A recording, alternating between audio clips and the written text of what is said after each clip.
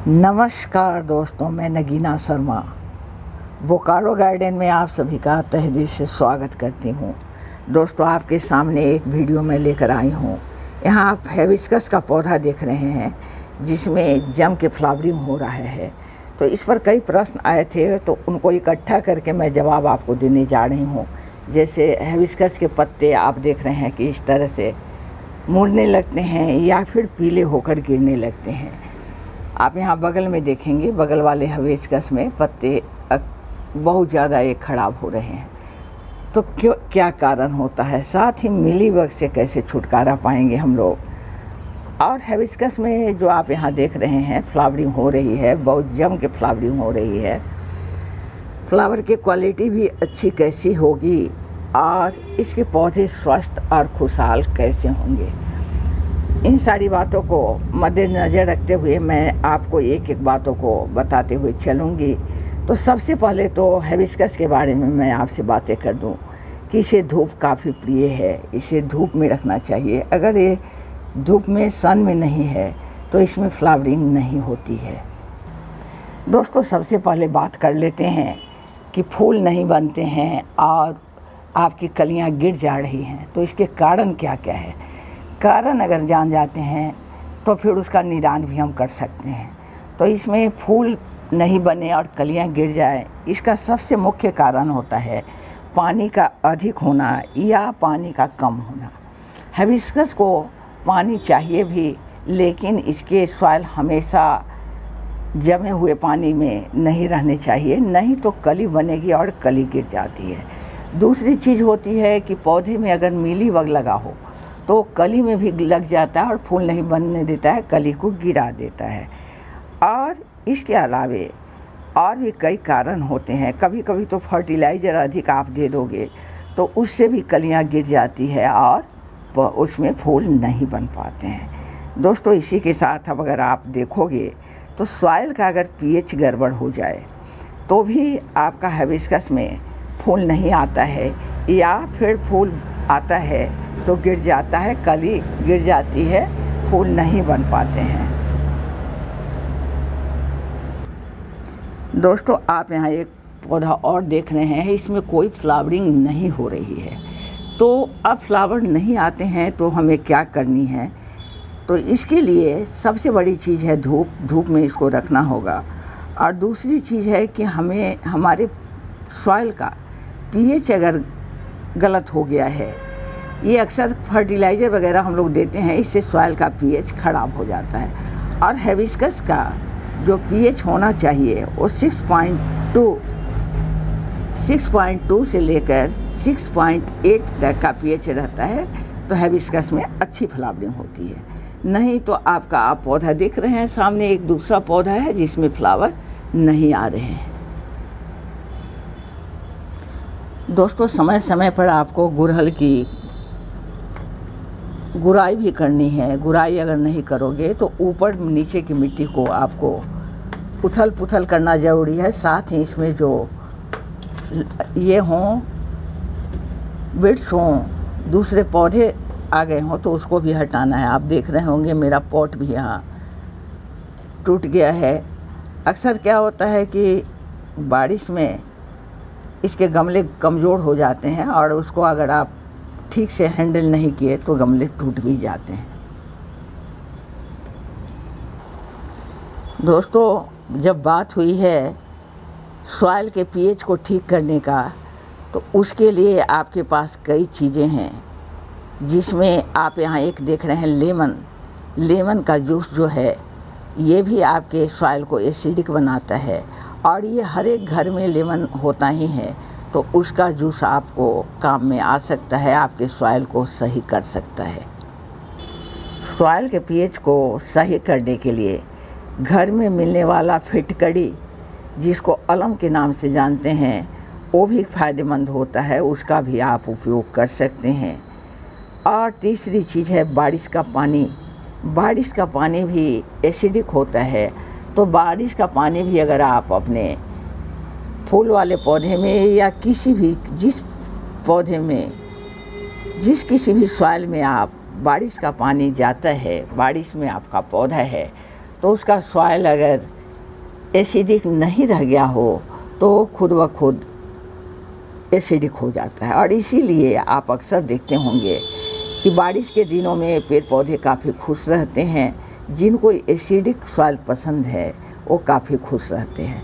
तो अगर आपने पौधे को कहीं ऐसे जगह में रखा है जिसमें उसको बारिश का पानी नहीं मिल रहा है, तो उस हालत में आप अलम का, लेमन जूस का या सल्फ़र का देकर आप उसके सॉइल का पीएच को ठीक कर सकते हैं। दोस्तों, जो कलियां गिर जाती है उसमें एक मुख्य कारण ये भी होता है कि धूप बहुत ज़्यादा होती है। अगर गर्मी बहुत ज़्यादा है, तीखी वाली धूप है, तो उस समय अगर आपका पौधा धूप में है तो भी कलियां गिर जाती है और फूल नहीं बन पाते हैं। दोस्तों, अब आपको लग रहा होगा कि लेमन का जूस को कितनी मात्रा में उपयोग करना है और कितने दिनों पर। तो अगर मीलीबग लगे हुए हों पौधे में तो भी ये काम में आता है। तो उसमें आपको 1 लीटर पानी में 1 चम्मच लेमन जूस को मिलाकर आपको पूरे पौधे में, पत्ते पत्ते में आपको इसको स्प्रे करना है। अगर आपको सॉइल का पीएच ठीक करने के लिए करना है तो आप 1 चम्मच को 1 लीटर पानी में डालकर और उसको अपने सॉइल में, पौधे के सॉइल में आप डाल सकते हैं, तो सॉइल के पीएच को ठीक करेगा। ऐसे ही अलम जो है उसमें चुटकी भर अलम को आप 1 लीटर पानी में मिलाकर डाल सकते हैं, या छोटा सा नन्हा सा अलम का टुकड़ा हो तो उसको भी आप सॉइल के अंदर दबा दे सकते हैं। दोस्तों, 15-20 दिन के अंतराल पर आप इसका स्प्रे कर सकते हैं अपने पौधे पर। लेकिन एक बात मुझे यहाँ और करनी है कि जिस समय आपके पौधे में कलियाँ बन रही हों उस समय आप फर्टिलाइज़र हो या फिर कोई लिक्विड फर्टिलाइज़र हो या कोई स्प्रे हो तो उस समय आप उसमें ना करें, क्योंकि वो कलियाँ गिरने का एक कारण वो भी बन सकता है। अगर आपको फर्टिलाइज़र देनी है तो उसको आपको सॉइल में देनी है। दोस्तों, आप यहाँ देख रहे होंगे मैंने एक शीशे के छोटे से पॉट में रखा है NPK का 19-19-19। ये आपके पौधे के लिए, ग्रोथ के लिए, रूट को स्ट्रॉन्ग करने के लिए, हरे भरे इस तरह से खुशहाल पत्ते हों और ढेर सारे उसमें फ्लावर आएँ, इसके लिए बहुत ज़रूरी होता है। और इसी के साथ ही ये अगर NPK आप देते हो तो इसको नाइट्रोजन, फास्फोरस और पोटासियम सब मिल जाता है, जिसके कारण आपके पौधे भी बड़े होंगे, ग्रोथ भी होगा और उसमें कलियां भी नहीं गिरेगी और ढेर सारे फ्लावर आपके आएंगे। दोस्तों, अब मैं बात कर लेती हूँ कि NPK आपको देना है और साथ में आपको सॉइल भी सही करनी है। सॉइल भी एसिडिक नहीं रह गई है तो उसको भी सही करना है। तो दोनों काम एक साथ ना करें। आप 15-20 दिन पहले लेमन का जूस या अलम या सल्फ़र कुछ भी अपने सॉइल में मिलाएं, तो उसके 15-20 दिन के बाद NPK दें, या आप NPK दें उसके 15-20 दिन के बाद आप सॉइल में लेमन जूस या सल्फ़र, अलम ये सब मिला सकते हैं। दोस्तों, 1 चम्मच आप देख रहे हैं, छोटा वाला चम्मच है, टीस्पून है, इसको 1 लीटर पानी में आपको मिला देनी है। 1 लीटर पानी में मिलाकर इसको आप महीने में 1 बार अपने हिबिस्कस, मोगरा, जो फ्लावरिंग प्लांट ढेर सारे हैं उनमें आप इसको दे सकते हैं। तो इसको अच्छी तरह से इसमें मिला देनी है। दोस्तों, अब आपके मन में आ रहा होगा कि इसको कितना बार देना है। तो महीने में 1 बार अगर आप दे देते हो NPK तो काफ़ी रहेगा। और इसमें अब बात आती है कि कितना देना है। तो ये 1 लीटर पानी में मैंने इसको घोला है 1 चम्मच को, और यहाँ आप देख रहे हैं कि इसमें ढेर सारे फ्लावर आ रहे हैं, कलियाँ आई हुई हैं।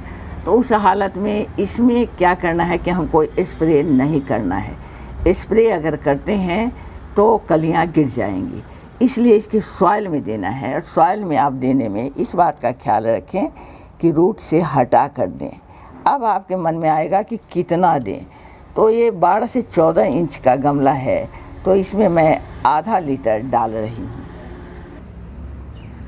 दोस्तों अब यहाँ पर आप ध्यान दें, जो पौधा मेरा फ्लावरिंग नहीं कर रहा है, जिसमें कलियाँ नहीं बन रही है, उस पर मैं इसका NPK 1919 का स्प्रे कर रही हूँ।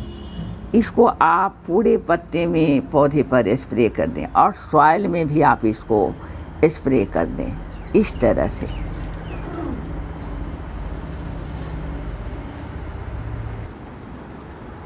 तो मैंने क्या किया, जिसमें कलियां आ रही थी, फ्लावर आ रहे थे, उसकी सॉइल में मैंने फर्टिलाइज़र दी, और जिसमें कलियां नहीं आ रही थी उस पर मैंने पत्ते और पौधे पर भी स्प्रे कर दिया है।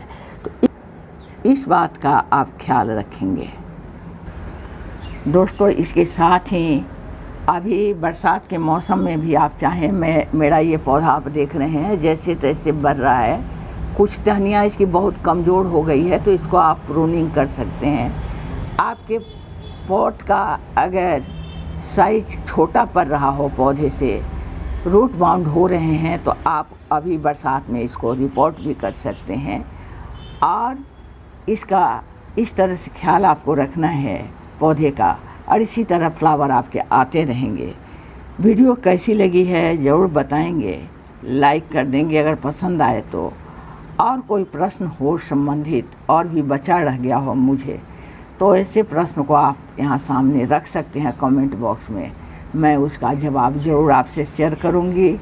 और बस मैं अब चलती हूँ, इसी के साथ अगली वीडियो में फिर मुलाकात होगी। तब तक के लिए आप सभी को नमस्कार, आदाब, सत श्री अकाल, और मेरे बच्चों को मेरा बहुत बहुत प्यार।